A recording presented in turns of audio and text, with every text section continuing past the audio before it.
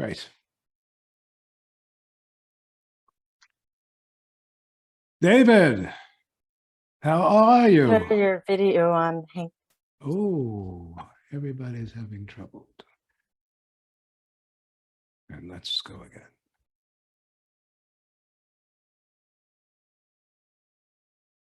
David, how are you? How's Anne? Good to see you. Great. We're getting started. Closed door. Good thing, huh?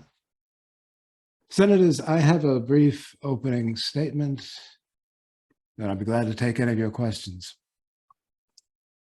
How did it happen? Our drug killed 50,000 people, 50,000 American people. That's the Vietnam Memorial, without the names. How should we understand it? What should we call what happened? It happened because it was a war. It was a war, and that's what happens in war. People die. Not because they're the enemy, just because they get stuck in the war. It happened because 50,000 no-name people got stuck in the war. Now, the tooth fairies think it was about money.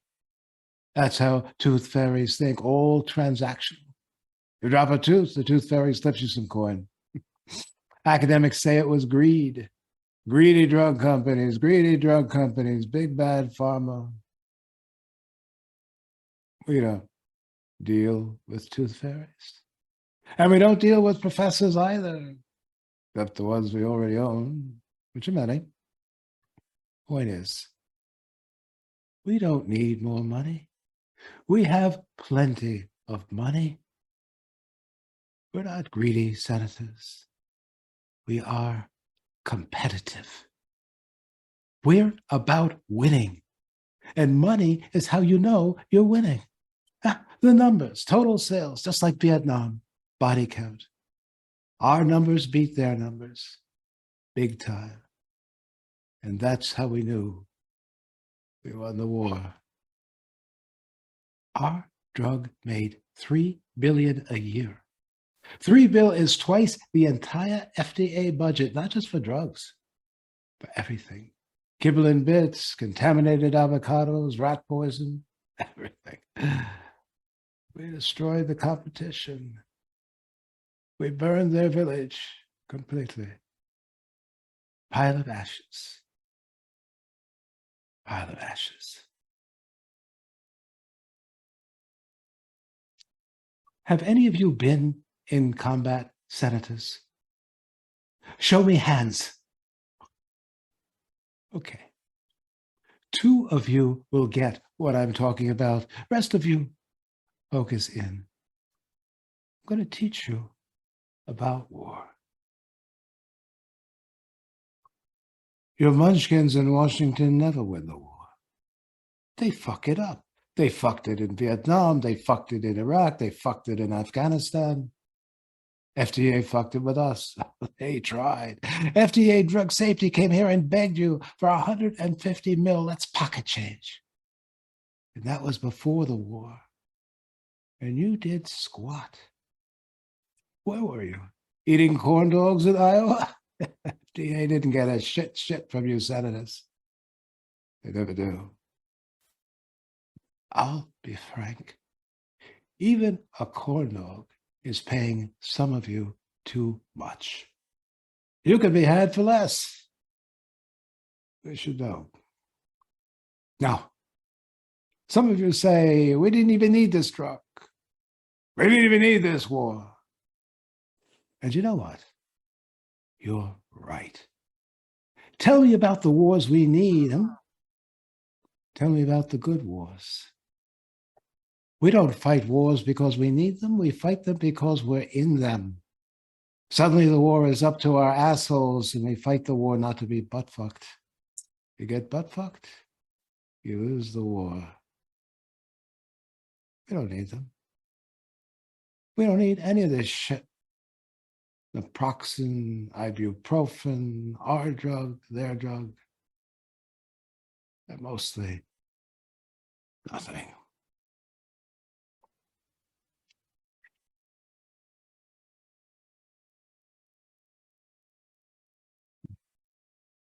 Anybody thirsty? Anybody dry? Now, aspirin is a real drug. Aspirin does something. Acetylsalicylic acid, it does something.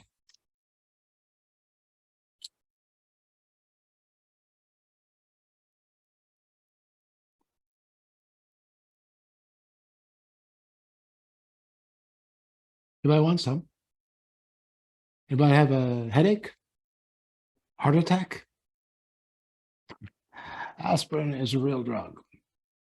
And so is this stuff. Ethyl alcohol, Johnny Black. Johnny Black is a real drug. Pain relief you can count on, works every time. Unless you take too much with your aspirin, then it can bleed you out like Jack the Ripper. Other than that, great stuff. Take 2 aspirin, take 2 Johnny Blacks, and call me in the morning, afternoon, happy hour, whenever. You can take that to the bank, senators. Take Johnny to Chase or Morgan Stanley, Barney, Smith, Corona, whatever the fuck. Take 2 aspirin and 2 Johnny Blacks. 2 aspirin and 2 Johnny Blacks.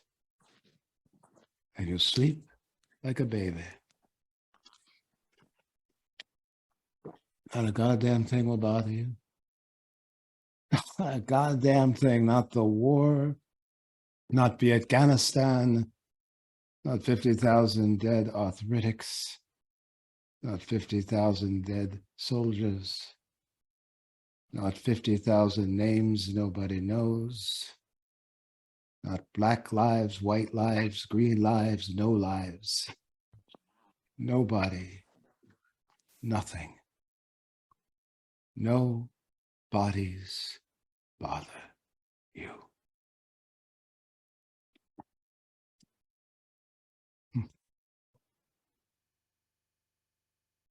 Any questions?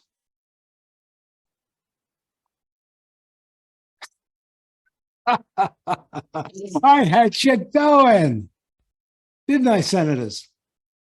I really had you going. I was a theater major, great training for business, huh? And politics. So I played the guilty Vietnam vet, pharma exec, trying to numb out with booze. What do the shrinks call it? Survivor guilt, moral injury, agonized conscience. Yeah. Moral injury for 50,000 dead soldiers and the 50,000 people our drug killed. It's a comforting story. We like to tell it. Makes good television. There is remorse. There are consequences, even though in real life, there almost never are.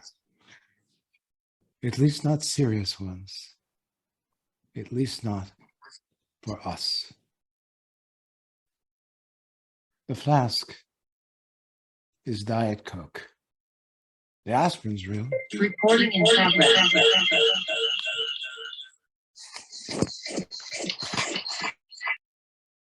The flask is Diet Coke.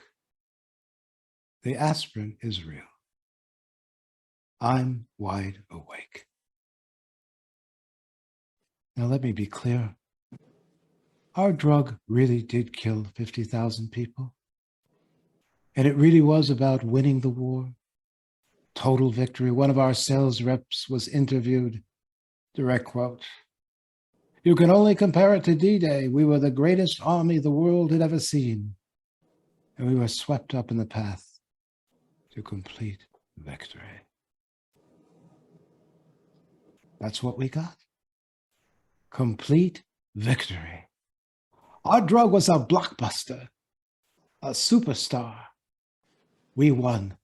And that's what mattered. Still does. But you all know that. Because that's what matters to most of you. Any lie, any trick. Main thing, stay in power. Just win. So in the end, you don't need my story. My story is the same as your story. We're on the same team. We're the winners. We keep moving. We don't lose sleep. And we don't look back. Any questions?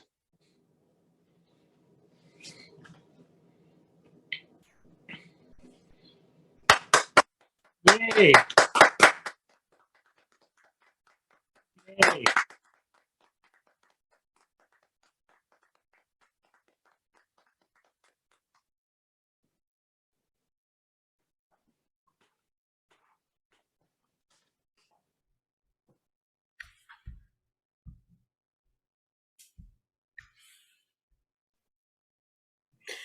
I had a near-death experience. I didn't have it. I saw it on YouTube. But it's very real to me now. And it became perfectly clear to me that in this life, I have to contribute something. The only problem is I'm not all that fond of humans. I really like animals better. The New York Times has been talking about the success of all of this nature programming. Have you seen these shows? What they don't tell you is they're recommending you sit your 4-year-old in front of the TV to watch every week is that the walruses are killing the polar bears like this.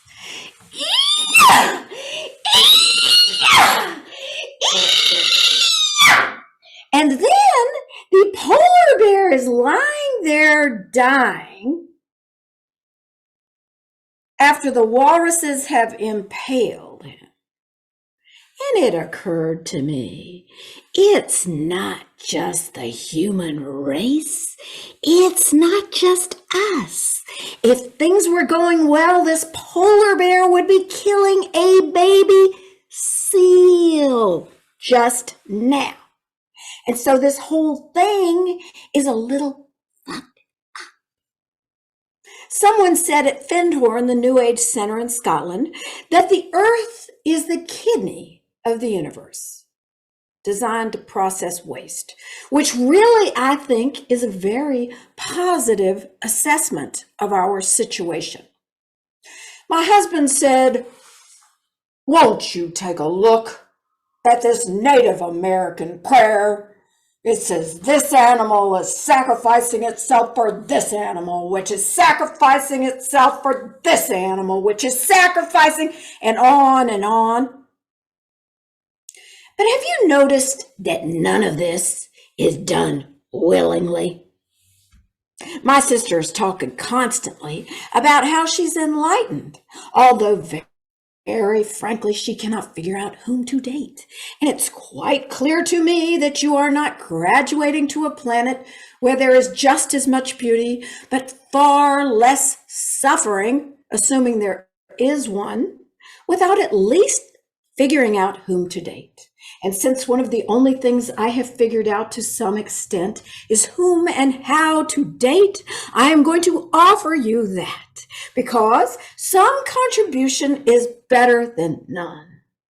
I am here having done decades of research on partnership.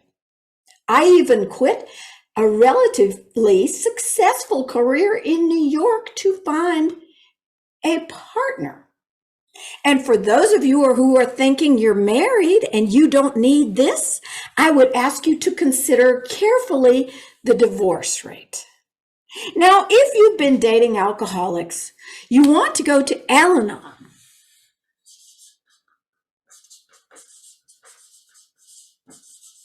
But don't stop there. You want to go straight to Sex and Love Addicts Anonymous, SLAA. Now, I shouldn't say anything negative, but privately, you can save yourself years by just going straight to Sex and Love Addicts Anonymous. Forget Al-Anon. Now, for those of you who have been in a cult, anyone been in a cult like Rajneesh's group or Scientology? It's amazing how no one ever admits that. My sister was in Rajneesh's group. They were breaking bones and fucking each other. I would stay out of groups like that. Do I have to mention QAnon? Can you imagine the sex going on in there? Sex, guns, and sedition, with or without attorney-client privilege and the eye patches and the whole thing. I knew the minute I saw that attorney that she was having sex with that guy with the eye patch. I knew it. You know, after a certain number of mistakes in your dating life, you can smell danger. You want to do some meditation. You want to increase your intuition. Transcendental meditation, TM, is the best researched meditation on the planet. And one of the best things about TM is they let you sleep. Maharishi used to say, if the body is sleepy, the body needs sleep. I slept in their golden geodesic domes in Fairfield, Iowa for 4 years. Oh my God, the best years of my life. Absolute bliss. Plus, talk about the sex in your meditation communities. Believe me, you're going to want to take up some meditation. Now, you want to do no-touch dating for 3 months. Yes, that's what I'm saying. 3 months. Do I need to explain this to you, given your own relationship history? The first week, you're going to have coffee. Get up and leave. The week after that, coffee and soup. Get up and leave. The third week, coffee, soup, and crackers. Get up and leave. You are listening, not talking. First of all, you are going to get points for listening. Second, you are going to find out what's wrong with them. They are going to blurt it out. You are going to need an Excel spreadsheet for every person you date. The first column is for the first date. Take note of how many times they mention alcohol, number of bars, number of drinks, number of beers. This, by the way, is not 1 beer. This is 3 beers. That's 3 times minus 25. That's minus 75. Number 2, take note of the year they started drinking or doing drugs. That is their emotional age, emo. If, for example, they started when they were 14 and their chronological age is 40, 14 minus 40, that's 26 years of maturity they have not got. By the way, these abbreviations like emo are so that you can publish your findings on social media. At Harry so-and-so has a hashtag emo of 15 and so on. All of this is going on social media. You add the hashtags. Number 3, they are saying, my marriage was over a long time ago. I still live in the house. But my ex-partner doesn't mind if I date other people. Hashtag liar.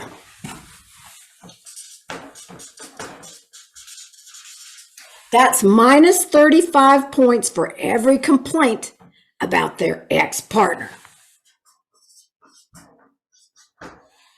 Number 4, they are saying something like, I went to MIT. I got my PhD in aerospace engineering. I used to work at NASA, but now I write fantasy stories. You're also noticing their face. Their face is covered with itty-bitty lines. Why is it that they look just like Yoda? Because they are surrounded daily with pot smoke. Hashtag pothead, that's minus 200 points.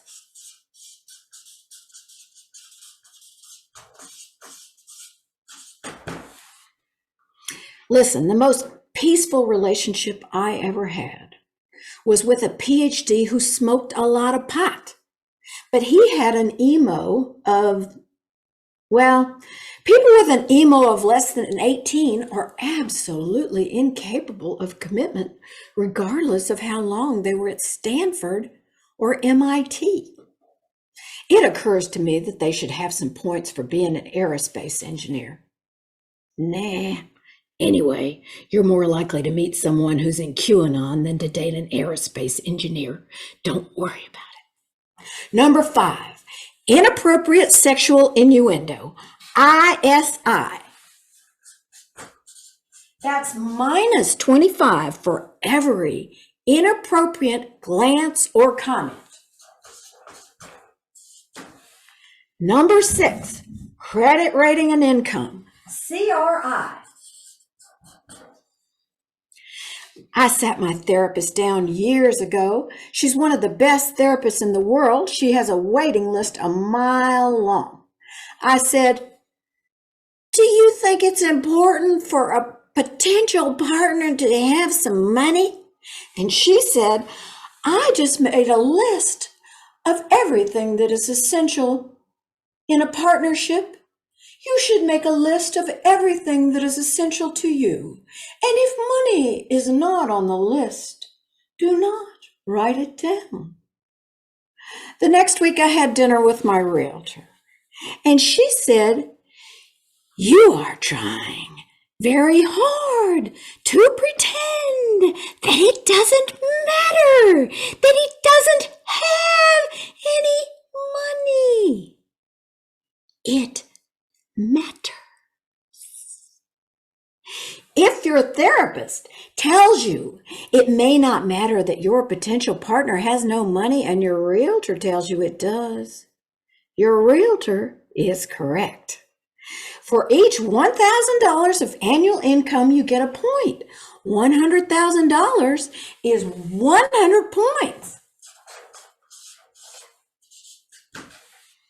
Number 7, viable commitment history, VCH. That's 15 points for every year in a marriage. We don't know what they were doing in the marriage. 15 points for the certificate and the implied suffering. Let me say this. People call me, they say, he's perfect. He's 47. He's never been married. I say, no, he's not getting married. And if he's getting married, he's going to be miserable. He has been free his entire life. What you are looking for is someone who has had, pardon the expression, an albatross around his or her neck for the last 20 years and wants another one. You are looking for someone who loves coming home to someone who is depressed, someone who enjoys being depressed, him or herself. This brings me to my dentist. My dentist put me out with an IV to do some deep dental work. My friend came with a sandwich, which got stuck in my throat because you really cannot swallow after this kind of aphasia. I went running into my dentist and went,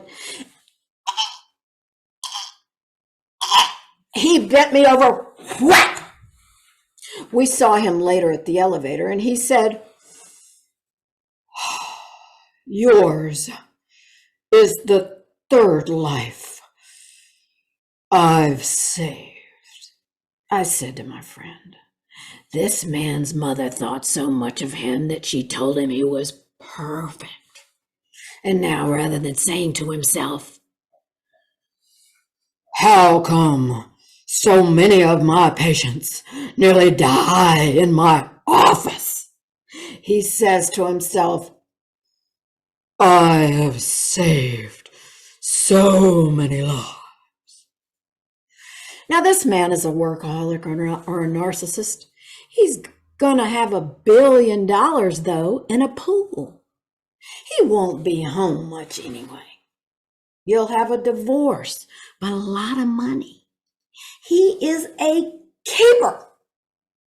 Now, if you want to avoid divorce, they must have been in therapy for 2 years or recovery for 5.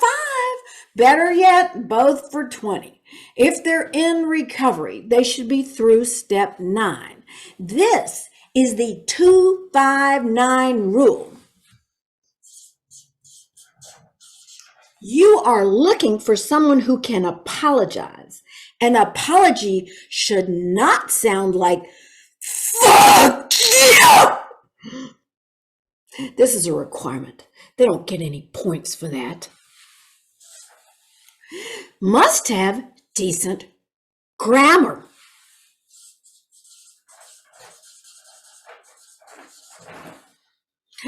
On the subject of people with potential, I had a boyfriend many years ago who had a great deal of potential. I was willing to overlook his grammar. I thought he was smart enough to be president. We all know now that's not saying much. I hauled him down to the career counselor at the university, and the counselor said, some people have the potential to be president and just prefer to drive trucks. Mike was a lot like Patrick Swayze in Dirty Dancing the summer that movie came out. He communicated silently, you really shouldn't touch me. Your mother would not want you to touch me. When I went off to Hong Kong that summer for 2 weeks, 2 of my friends invited him over for dinner and a good deal more. I threw him out. He came home during the lunch break of a seminar, sat on the red velvet arm of my sofa, and said, I'm a sex addict and a liar. Will you marry me? I, listening carefully to my inner voice, said, yes.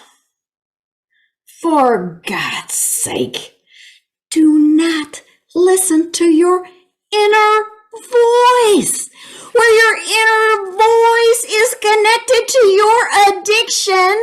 Your inner voice is an idiot. The next week, the local 22-year-old Angelina Jolie, the prettiest girl in town, came along. She inserted herself into the situation. It's really very difficult to know who inserted what where. She did not have an Excel spreadsheet. She married him. Thank God she did. They've been married for a number of years. I heard they just got a divorce. I was so sad to hear it. Now, for obvious reasons, boring is good. Boring is plus 500 points.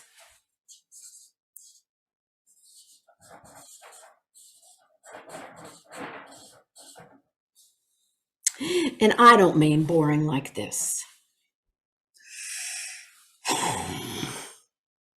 I like to kayak. I had a perfect childhood. I went to therapy once.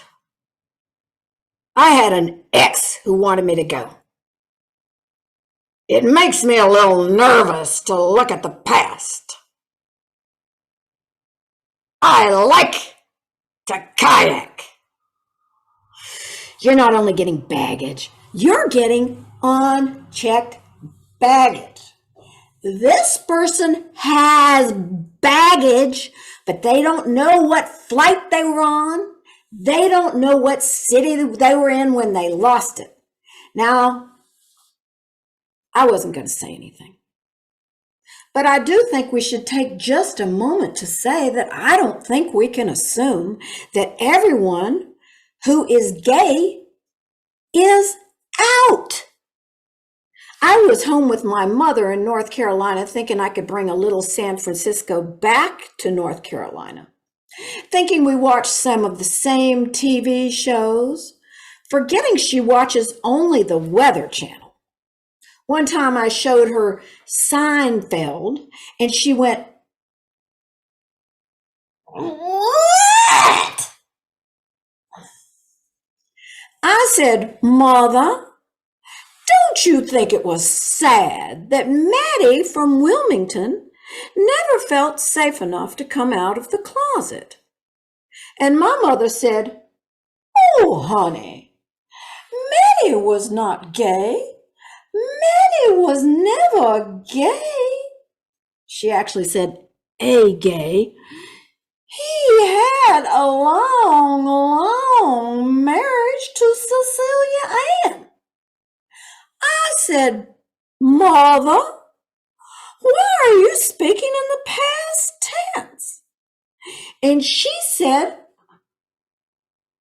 "Oh, she committed suicide." Now, I swear to you, when she said, "Oh, she committed suicide," her face did not flinch. Which brings me to my next point. I would not marry a Southerner. The South is out. My husband made that mistake. The word out is in the word South. Now, here are some disqualifiers. Dislikes dogs. Drug addiction.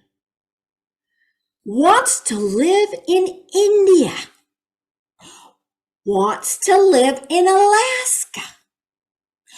Wants to get in the Ganges on his birthday. Wants you to get in the Ganges on your anniversary. Belongs to a group of men who carry spears. I married that man.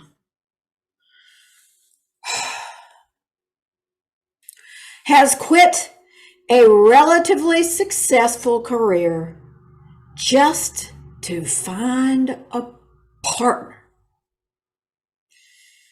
Absolutely a disqualifier. Now, for obvious reasons, your potential partner must be willing to go to couples counseling and perhaps Recovering Couples Anonymous, RCA. RCA is a lot less expensive, and believe me, you cannot pay for theater like that.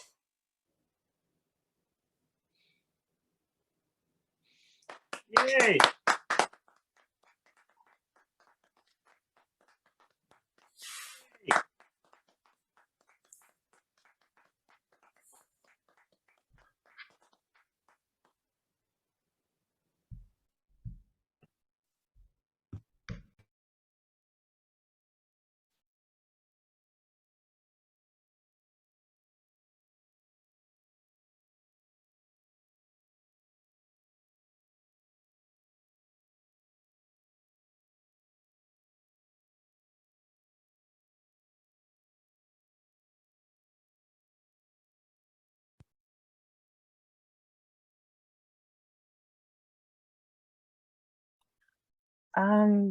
David, it looks like we lost Annamarie.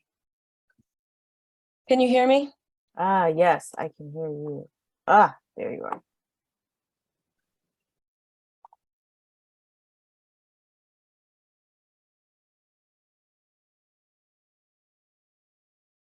In the pre-dawn light, in her own temple, Athena brings out her bright bronze shield and holds it in front of my face so I can see my reflection. Sadness has made my eyes large. Tears have made them bright. My mouth still red from the sea god's hair, tangled but still appealing. I hate my beauty. How shameful to invite this humiliation into my life. I dip my fingers in my blood and the sea water on the temple floor and draw on my reflection on Athena's shield, wild hair, deep lines under my eyes, jagged teeth in a downturned mouth. I scream a silent scream at myself.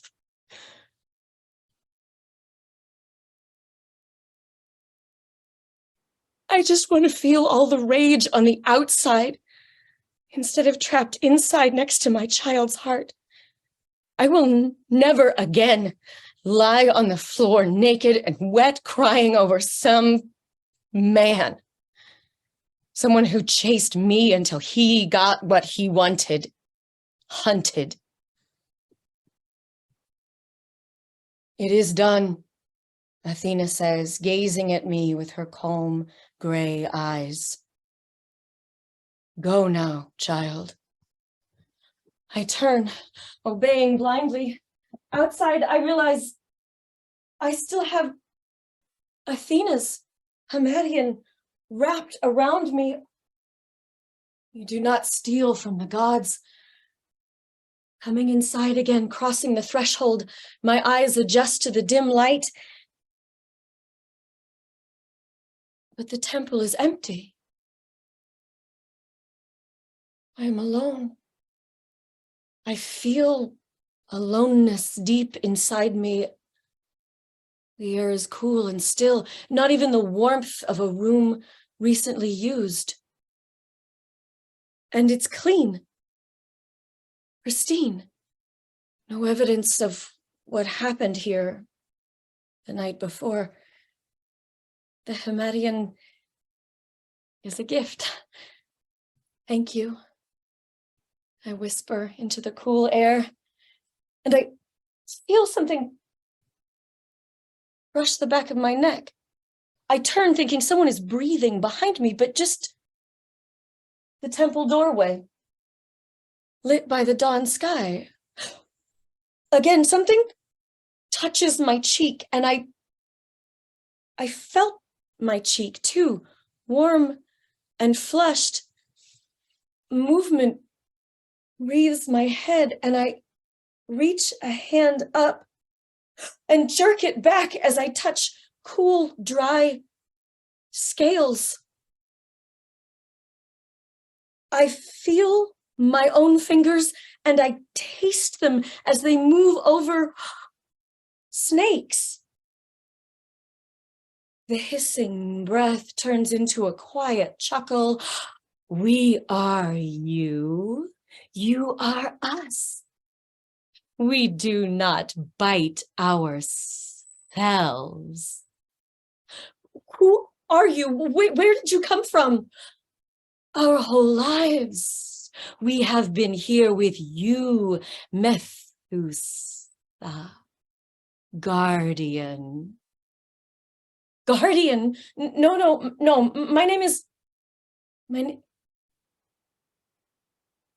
I didn't forget. I still remember everything about myself, my life. I know my sisters, Slano, Efraili, waiting at home for me. Although I can't go home now. Not after... I remember last night, Poseidon got what he wanted. And after, when he left me alone, scared, bleeding, Athena came, wrapping her Himatian around me.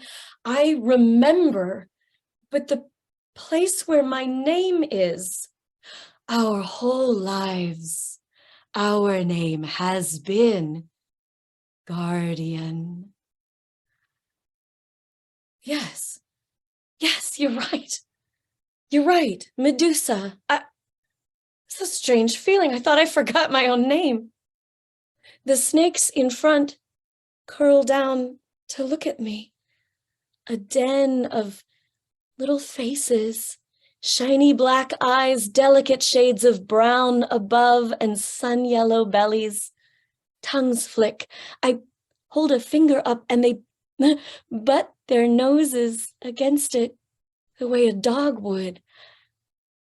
A small voice in my mind asks, was this always so? But they feel so right, like a queen at her coronation, comforted by the weight of her crown. I feel rather than hear the vibration of their hiss. They curl around my warm neck and I enjoy my own warmth with them. I turn again, striding out of the temple into the light. Moving through the market, Athena's Himatian over my head. To hide my snakes, I want to buy bread, just a bite, and then I'll move on. Someone talks to me. I do not notice. He speaks louder. Now I see him. He's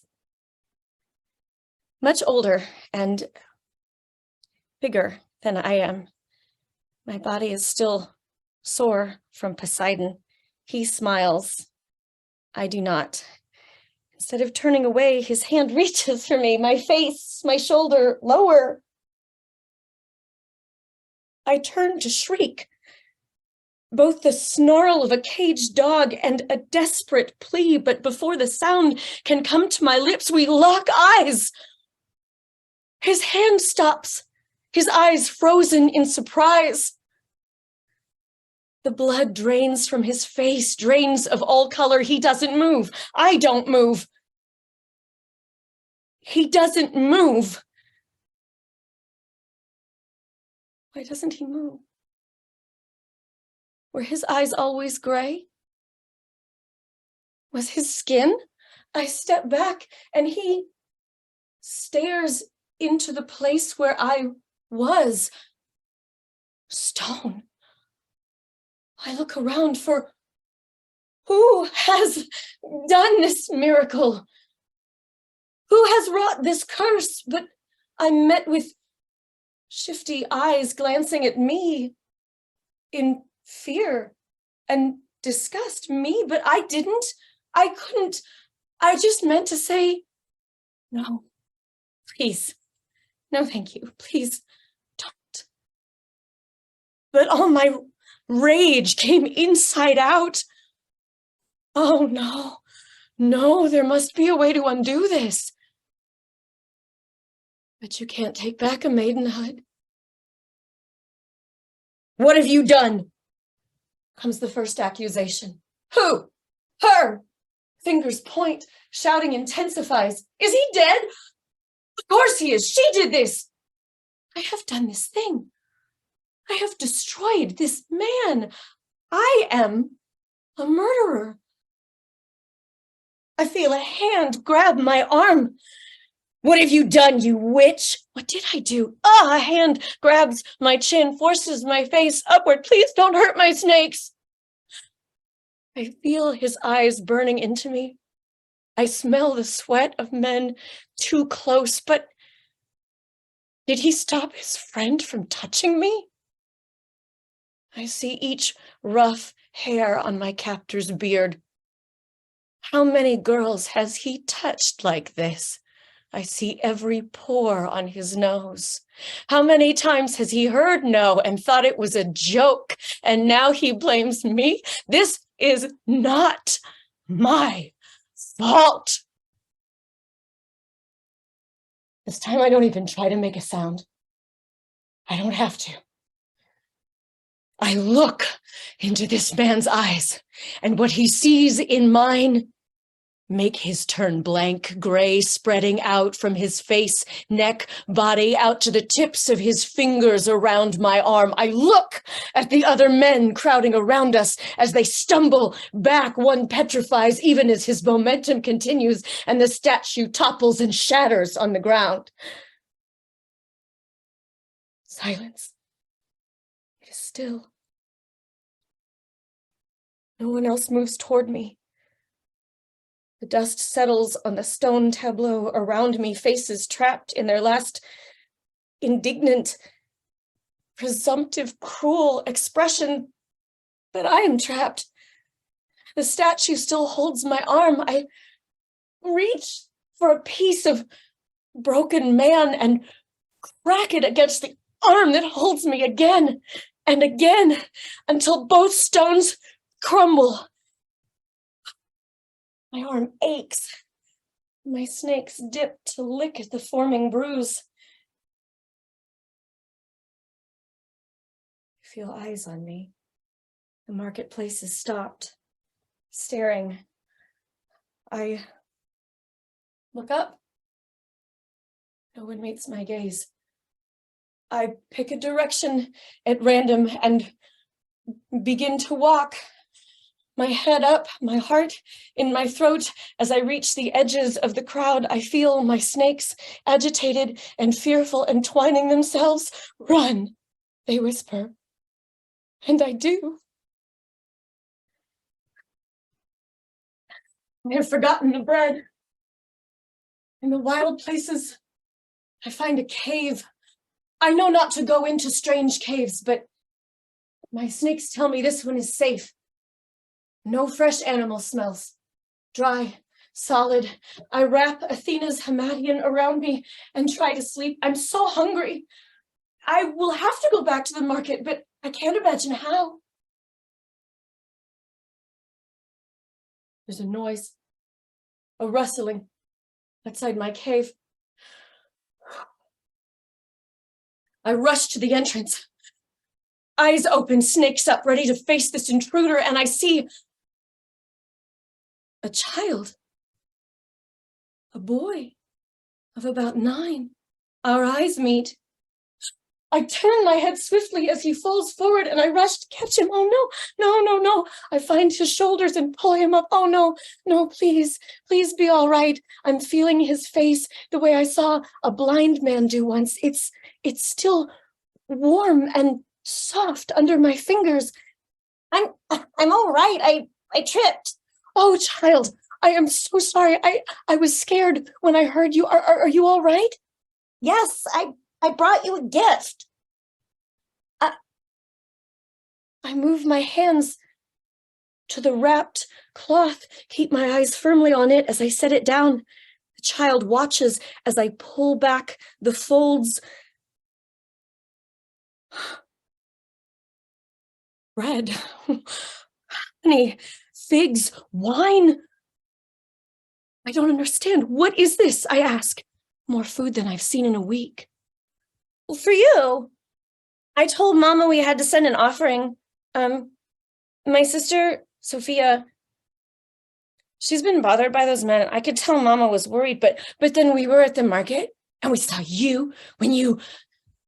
But it's not safe here. How did you find me?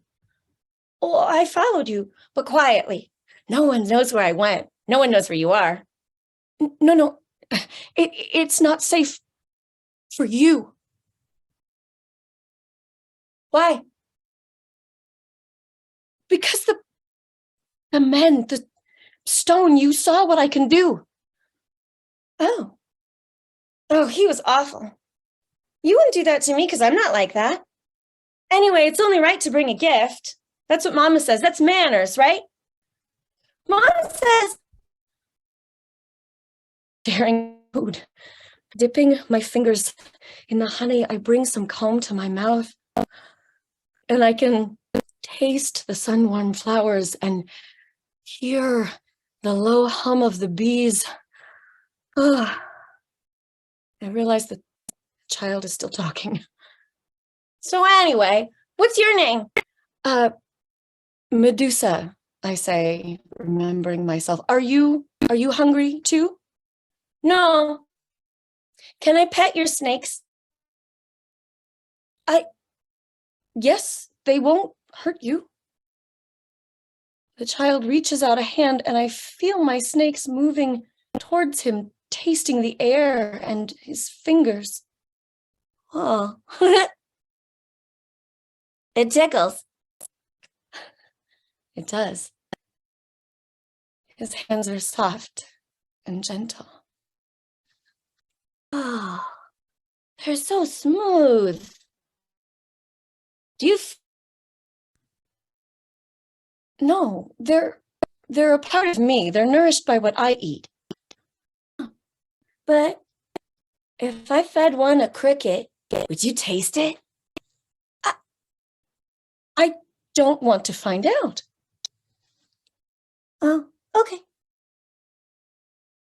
Your eyes are different. No, they're not. Different how? Well, the color. They're light, like Athena's. No, they're not. I have brown eyes like my sister's. Light color, like mist at dawn. I wonder, maybe his blindness has saved him from me. I test him. What color is the honey? Right? Like ripe wheat? Correct. What color are the figs? Dark like wine. I know my colors. And my eyes are perfect. I can even see the extra star in the wagon in the night sky. That's how they find the best archers with perfect eyesight. Is he right? I have to go now. Mama said not to stay away too long. Will you come back? I've missed this almost as much as I've missed food. The child nods and darts off into the woods, unscathed, alive and warm, snaking back up the hill that leads to the top of the Acropolis. Birdsong has changed to evening calls. Families calling to one another, soothing and settling.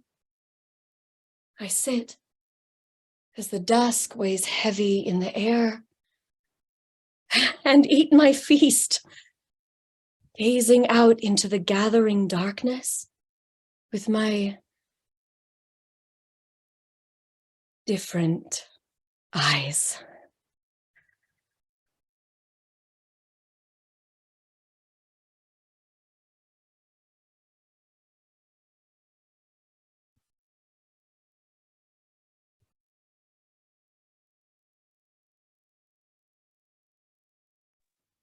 Yay. Yay.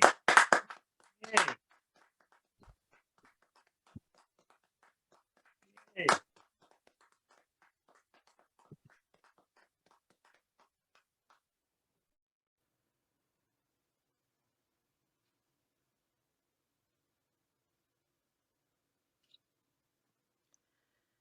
March 17th, 2020. Lie number 1. Bananas are just as good as mangoes. Please, baby, just eat. My husband and I live in Oakland with our 1.5-year-old Roxy. Today was the first day of the official shelter in place for Alameda County. although we've effectively been isolating ourselves for about a week already. I just picked up enough Invisalign trays from my orthodontist to last for 8 weeks. Hopefully it'll be enough. People are starting to drive scary downtown, running red lights and stop signs and passing in the oncoming lane. Just this casual recklessness that makes me kind of nervous for the future. Okay, something positive. The sun is shining and the jasmine is in bloom.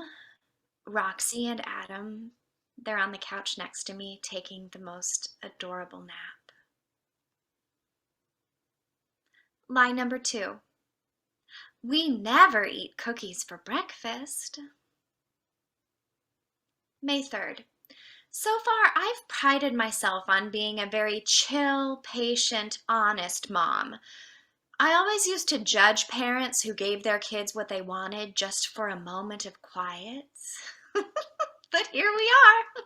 Life comes at you fast. Roxy learned how to scream and how to whine somehow at the same time this week, which is not ideal from any perspective. Lie number 3. Oh, we never eat cookies in bed. May 25th. My dad goes to the emergency room and is diagnosed with duodenitis, whatever that is, and a mysterious blockage. They put him in the maternity ward with the new moms to reduce his COVID risk, and he finds this absolutely fucking hilarious. June 17th. 3 months gone. The jasmine is done for the season, but the roses are doing well. I didn't know exactly what I was doing when I pruned them, but I did the best I could with the information I could find, and now we have more blooms than I know what to do with. There's some lesson in there about making small, gradual changes, or the effort not needing to be perfect, but it does need to be made. I probably won't remember the lesson. I thread the cut roses through the fence to share them with my neighbors.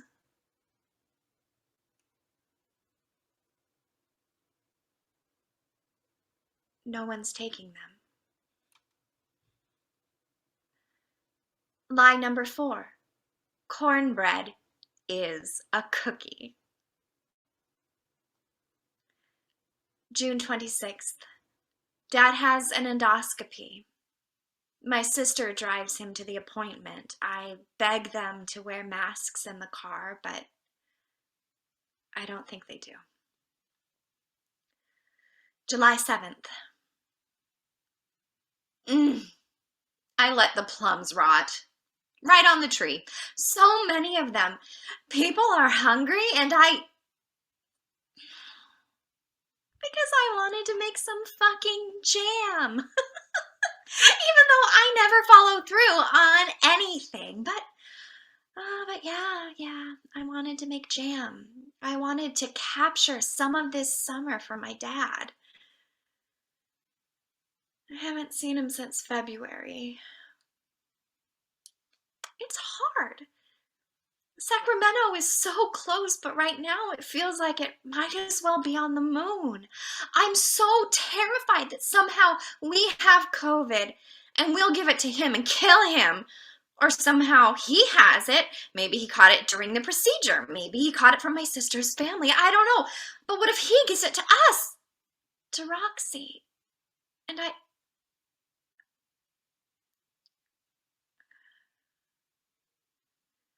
I just don't know if I've ever gone this long without seeing him.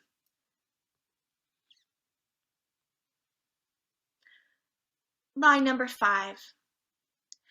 We will only watch 15 minutes of Daniel Tiger on TV today. July 23rd. What if I never have another audition? What if I never have to do another uncomfortable group warm-up?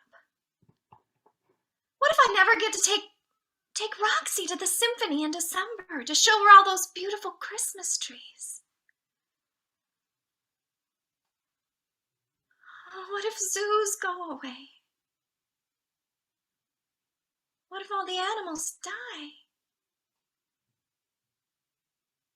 What if I die? What if Dad dies? What if we all die?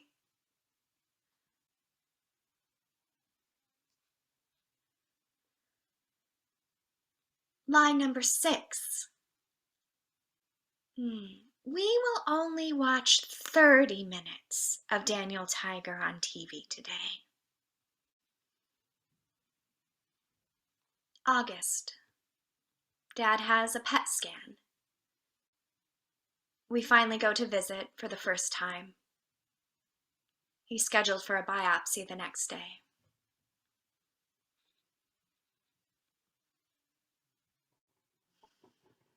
Can I sit with you when this is all over? At piano fight, when this is all over? At the exit, when this is all over? On Olympus, when this is all over?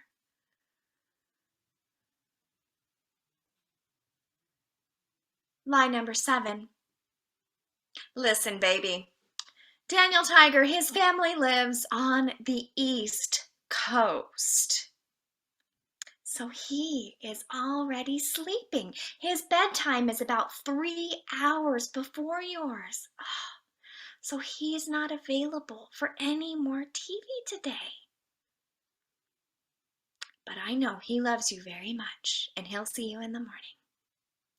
Ugga mugga. August again. We finally hear back. Dad has stage 4 lung cancer with metastases to the bones and liver. My sister's driving him to the appointments, but they don't have the easiest relationship, and he's going to need so much more help than that.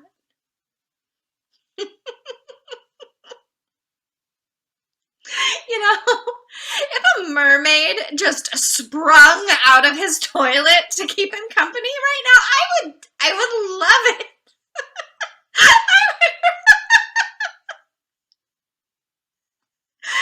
Oh, God damn it!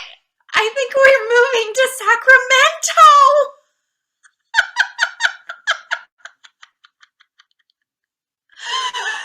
Oh.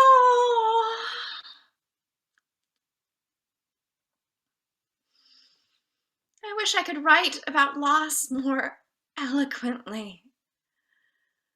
But my sentence structures don't vary enough, and everything is so overwhelming right now. It just tumbles out and starts and stops and fuck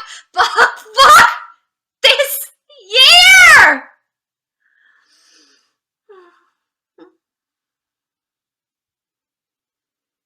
Line number 8. We're gonna do something fun. Do you want to wear a mask like Mommy? It's so much fun, watch. Peekaboo. Peekaboo! It's fun, right? Peekaboo. Do you want to try?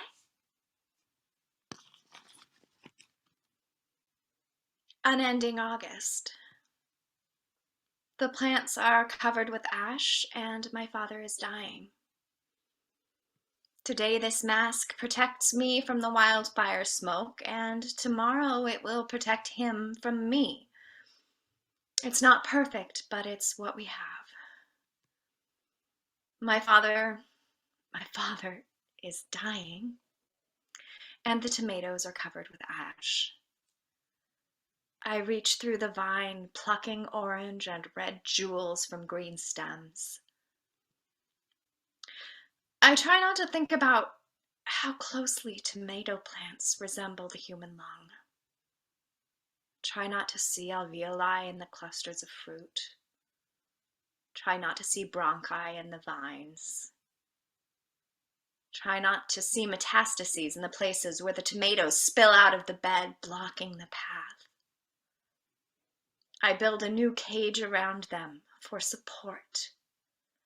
And I do not think of his ribs.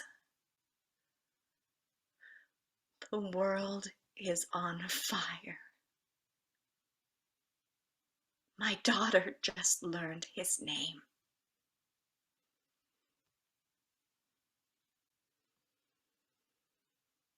September, lie number 9. Yes, baby. The sky is different today. It's so beautiful. It's orange. It's so beautiful.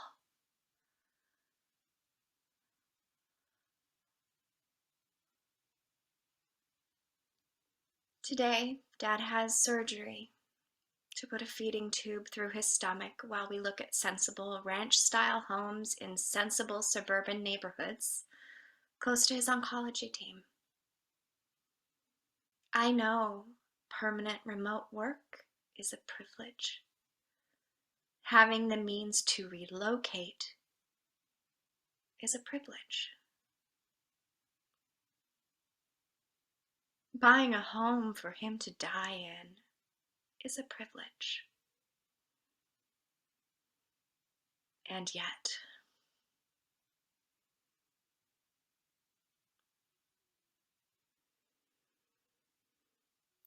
lie number 10.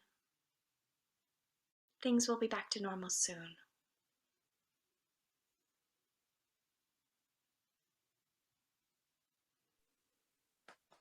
Yay.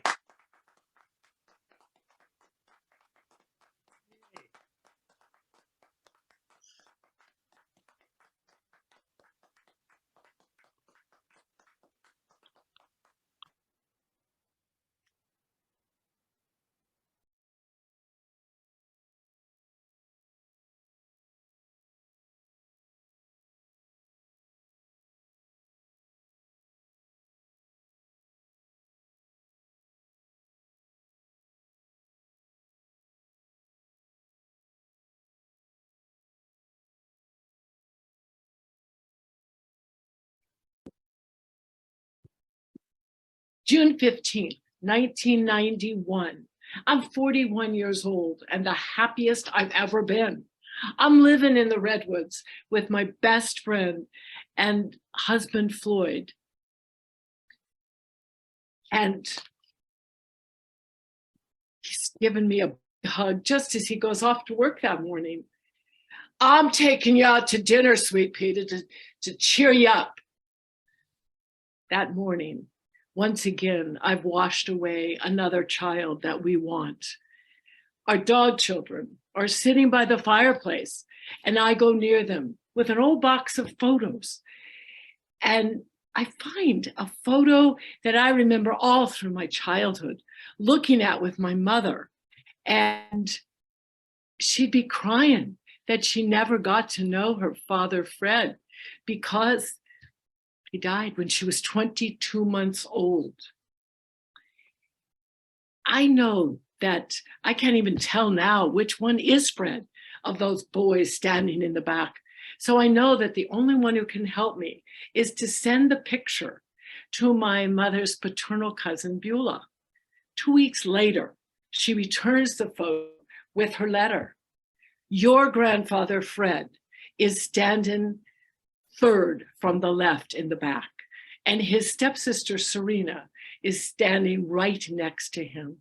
She is the mother of that little boy standing in the front row between your great-grandmother, Mara Christine, and her husband, her husband, Chris, your great-grandfather.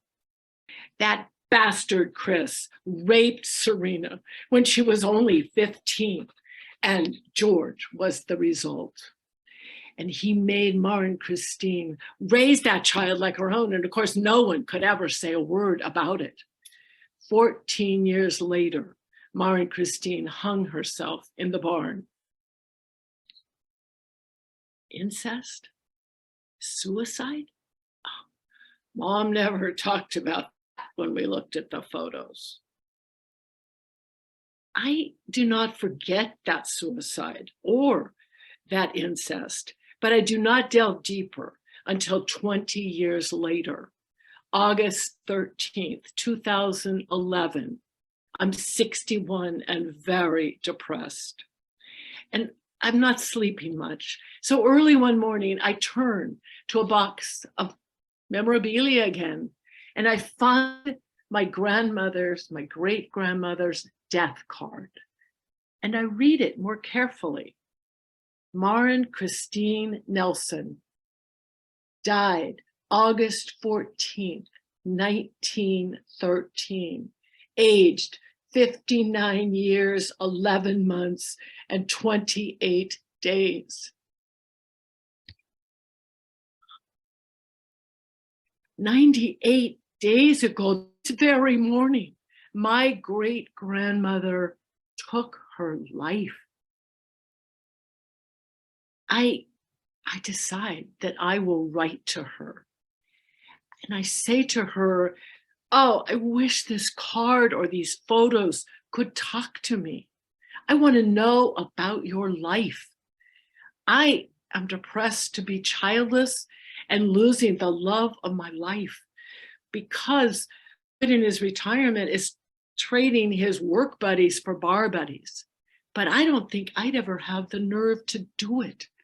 Every day when I do get depressed, I always say, maybe tomorrow could be better. But what was it, Maren Christine, that on that particular morning made you decide to take your own life? And the more I write, I finally hear her speaking.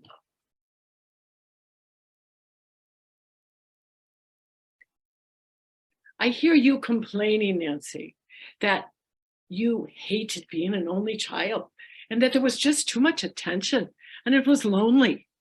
But I can tell you, Nancy, I was the 5th of 16 and it wasn't pretty, Nancy. The only time I got attention is if they wanted me to go change another diaper, unless I could get away to my grandmother Nettie's. And those were my only happy days when I could go to her farm where she was with her daughter on the edge of town with 5 horrible boys and this beautiful, beautiful little Lizzie, 4 years younger than I. And Grandma would always make me feel like, ugly as I was, that I was as pretty as Lizzie. And oh, we had so much fun. She'd tell us about the garden she loved, and we'd help her take care of it. And then we'd help her cook what we got from the garden in her kitchen. Those years went so fast. And pretty soon Lizzie was 17. And the neighbor boy, Chris Nelson, he came a-calling on her. And a year later, we had a beautiful wedding in Grandma's garden. And of course, a year later in those days, that came Peter, and 2 years later, Anna. And I was happy helping take care of them until Chris announced a couple years later with Lizzie, pregnant again, that he was taking them all to America, that he'd get that free land out in Iowa. And all the mothers begged him. They said, wait till the spring, Chris, till the baby is born. But no, he had to get there for the fall harvest to make some money. And he said that she'd be fine, that they were strong. And I was crying. And Lizzie said to me, Maren Christine, you're coming with us.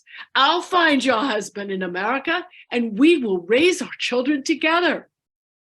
So Lizzie was the only reason that I left my dear grandma and the water and the lakes that were near where we lived to get on that off boat across that ocean. But I thought that I could protect Lizzie when I was with her, and I didn't want to be away from her smile and her laugh. But 8 days out, her water broke. The midwives and the women who just had children rushed to her side to help her. And I, of course, went in to take care of all the children, as I always did. And I sang and kept him from hearing Lizzie's loud, awful screams. And 10 hours later, one of the women came running at me, and she said that I had to go hold Lizzie, as I did, as she pushed that tiny little baby between her legs. And little as she was, she gave out the loudest cry that brought Chris back from the deck up top, expecting to greet Lizzie, and he went running to the bed, only to learn that the baby's first breath was Lizzie's last. And he fell on her sobbing, "I killed you, Lizzie. I should have listened to her mother's. I'll die without you." Until one of the men had to come down and pull him off. And we washed Lizzie and the baby. And as was our habit then, we brought Anna and Peter to see their mother one last time. And I held the little baby toward them, and I said, "We're naming her after your grandmother, and you will help us raise her." And we did the best we could to give a good farewell to Lizzie. So we had to push her, that small piece of coffin, off the deck of that, into that horrible ocean. And we were a somber group when we pulled into Baltimore to get the train to Iowa. And most people did show up when they saw their families there at the depot in Iowa, but not I, and not Chris. And 2 years passed, and at the harvest dance, Chris came to me and said, "Lizzie'd be awful happy, Ma and Christine, if you married me. You look so good with Serena and the children. She'd be happy you were taking care of them." I knew that in those 2 years, no woman had wanted Chris. And of course, they hadn't found a husband for me. So we did marry in November of 1884. Only necessity, not a spark of love. But I wanted my own children, and I knew he wanted sex. So we both got what we wanted. 7 live children and 3 miscarriages in 15 years. And I cut him off. I didn't care who he found in town. But I did worry a little bit, though he was looking at Serena. She was the perfect, she looked just like her gorgeous, gorgeous mother, Lizzie. I told her never to be alone with him. And with all the animals, she knew right what I wanted. But I failed, Nancy, and for that, I'm guilty. Late a November afternoon, Fred came running in the kitchen saying, Mama, come to the barn. Papa's beating Anna, beating Rita. We know she never does anything wrong." I raced out that door and I grabbed the axe by the wood pile, and I ran the fastest these squat little legs have ever gone. And that bastard was pulling up his pants as I came in, and Serena sobbing, "Mama, he's the devil, but he told me not to tell you or he'd kill me." And the devil sneaked in that night just as I set the dinner table. I announced that night I'd start sleeping with the girls with an axe under my pillow. And the next day, I arranged way too late for Serena to go live with her sister Anna and her family. The neighbor, Anna's neighbor, Hans, he'd been calling on Serena the previous spring, but I thought she was too young. I was so stupid, Nancy. But luckily, he still wanted to marry her. So when she was healed and George was back with me like my son, they did marry. And they did have some very happy years. And we came to August 14th, 2 days before my 59th birthday. And it was horrible drought and dusty. And I'd sent the children to the neighbors for what they could have of a summer party. And I wanted to go to town because women who were from the boat were having their Wednesday meeting. And I wanted to hug them and hear them say, "Happy birthday, Mara and Christine." And I dressed as nicest dress I had. And I went out to stand by the car. And that bastard, as I opened the door, he pulled it shut and said, "I'm not taking you to town, woman." And he pulled off. He almost hurt my legs. And I'm standing there in the dust. And Nancy, I sobbed. And I had to walk back to that messy kitchen. Nobody had done their chores. I hadn't wanted them to. We were going to have a good afternoon. And I was so hot and stuffy in that messy kitchen that I had to get outside. And as I passed the door, I saw Chris's favorite jacket that he'd forgotten in his hurry to get away from me. And I snatched it up and walked again past my dying garden. And I went to the barn thinking it'd be cool. But then when I saw that rope, Nancy, that I've been using, training the ponies with the children, that just decided that I wrap Chris's jacket around me and tie that rope. And I was so happy that the vial and the blood of my death would ruin his jacket. But I tell you, Nancy, the joy of that revenge didn't last long into the bardo. Before I was deep into regret. That's the first time, Nancy, in my whole life that I did something for me and forgot what all my children needed. And the consequences were awful for them. So I'm telling you, Nancy, who cares you don't have children? You live in trees and not in the wilderness of Iowa.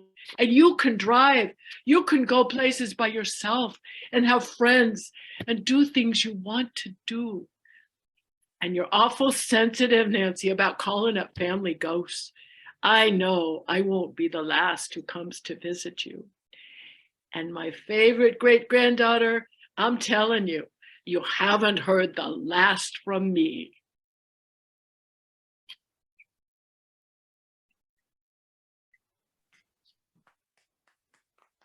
Hey. Hey.